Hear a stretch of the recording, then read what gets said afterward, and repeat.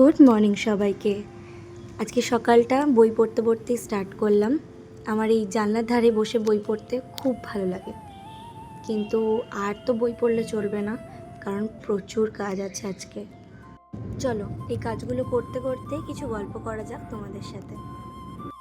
তো অলরেডি শ্রাবণ মাস পড়ে গেছে, আর এই শ্রাবণ মাসে প্রত্যেক বছর আমি আর আমার ফ্যামিলি 1 মাস নিরামিষ খাই। তাই জন্যেই যত পুরনো মশলা ছিল সব কিছুকে স্টোর করে রেখে নতুন মশলার প্যাকেট কেটে নতুন করে রান্নাঘর ধোয়া মোছা, প্রচুর কাজ। তো বেশিরভাগ কাজ আমার মা করেই দিয়েছে, আমি টুকটাক একটু হেল্প করছিলাম।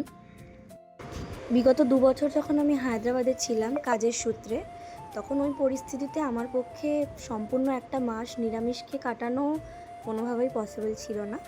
তো আমি প্রত্যেক সোমবার করে শিব ঠাকুরের মাথায় জল ঢেলে নিরামিষ খেতাম। এবার যখন আমি কলকাতাতে আছি আর আমার বাড়িতেই আছি, তাই জন্য এবার আমরা সবাই মিলে ঠিক করলাম যে আগের মতো আবার এই শ্রাবণ মাসের এই 1 মাস আমরা নিজেদের মতো করে সেলিব্রেট করব। হ্যাঁ, এটা আমাদের কাছে এক রকমের সেলিব্রেশনই বটে।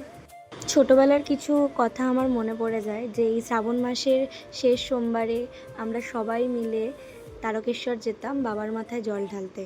তো সেই মন্দিরে যাওয়ার জন্য আমার মধ্যে একটা আলাদাই এক্সাইটমেন্ট কাজ করতো, যে সারা রাত আমরা গাড়িতে করে জার্নি করে তারকেশ্বর মন্দিরে যাব, বাবার মাথায় জল ঢালবো, দুধ পুকুরে স্নান করব।